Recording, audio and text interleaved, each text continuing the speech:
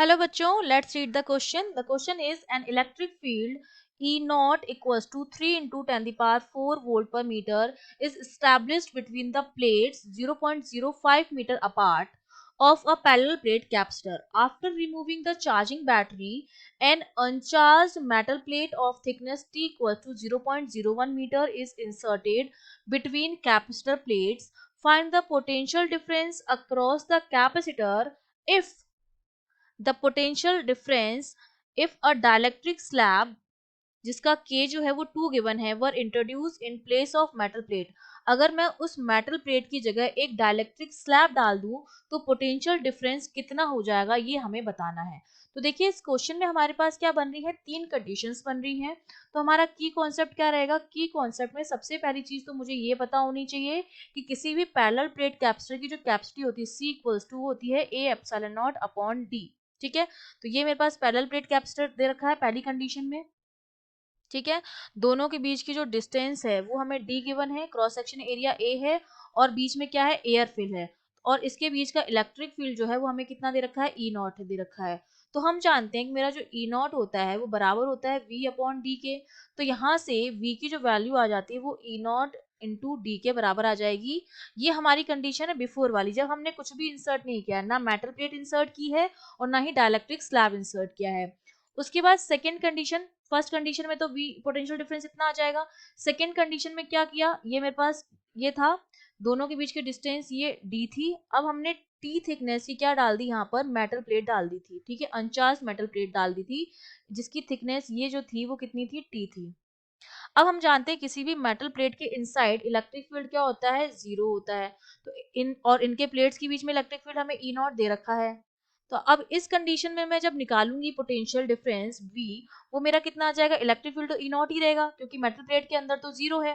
तो ई नॉट और थिकनेस अब मेरे पास कितनी हो जाएगी, जो बचा हुआ एयर वाला पार्ट है वो कितना हो जाएगा, D माइनस टी।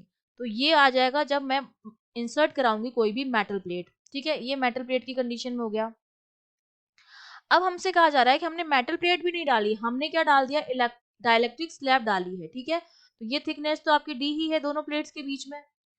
यहाँ पर हमने टी थिकनेस की क्या डाल दी है, सपोज ये टी थिकनेस की कोई डाइलेक्ट्रिक स्लैब है जिसका के हमें कितना गिवन है, 2 है, और इसकी थिकनेस जो है वो हमें कितनी दे रखी है, टी दे रखी है। तो हम और यहाँ पर इलेक्ट्रिक फील्ड जो होगा एयर वाले पार्ट में वो हमारा कितना है, ई नॉट है।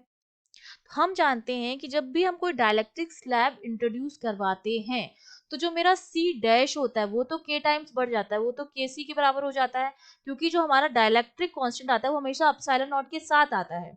लेकिन जब मैं इसकी बात करूंगी इलेक्ट्रिक फील्ड की, तो इलेक्ट्रिक फील्ड का अगर आपको फॉर्मूला याद हो तो उसमें एप्सिलॉन नॉट हमेशा नीचे आता है, 1/4 पाई एप्सिलॉन नॉट। और यहाँ पर जो फॉर्मूले होते हैं इस तरह से होता है। तो यहाँ पर जो K आएगा, हमेशा ये चीज ध्यान रखना, ये कॉन्सेप्ट है कि जहां भी हम डाइलेक्ट्रिक चीज इंट्रोड्यूस करवा रहे हैं तो वो एप्सिलॉन नॉट के साथ ही आता है। यहाँ पे एप्सिलॉन नॉट नीचे है, तो मतलब मेरा अब ई जो हो जाएगा वो ई नॉट अगर मान लिया, तो अब जो ई जो आएगा वो ई नॉट बाय के बराबर हो जाएगा। ये के टाइम्स कम हो जाएगा इलेक्ट्रिक फील्ड अगर हमने डाइलेक्ट्रिक स्लैब डाला है, और जो कैपेसिटेंसी होती है वो के टाइम्स बढ़ जाती है क्योंकि इसमें एप्सिलॉन नॉट ऊपर आता है। ठीक है, तो ये मैंने डाइलेक्ट्रिक स्लैब डाला तो पोलराइजेशन की वजह से क्या होगा, इसके अंदर भी इलेक्ट्रिक फील्ड बनेगा और वो इलेक्ट्रिक फील्ड मेरा कितना हो जाएगा, ई नॉट अपॉन के की वैल्यू कितनी दे रखी है, 2 दे रखी है, तो ई नॉट अपॉन 2 के बराबर हो जाएगा। इसके अंदर इतना इलेक्ट्रिक फील्ड बनेगा। तो अब अगर इसके लिए मैं पोटेंशियल डिफरेंस निकालूं V, तो एक तो मेरा पोटेंशियल डिफरेंस आएगा जो एयर की वजह से बन रहा है, उसके अंदर इलेक्ट्रिक फील्ड है ई नॉट और एयर वाली कितनी बची, D माइनस टी, प्लस दूसरा मेरा बनेगा डाइलेक्ट्रिक स्लैब की वजह से जिसमें इलेक्ट्रिक फील्ड है ई नॉट अपॉन के और जिसकी थिकनेस है टी। ठीक है, तो इतना पोटेंशियल डिफरेंस जो होगा वो उसके अक्रॉस आएगा।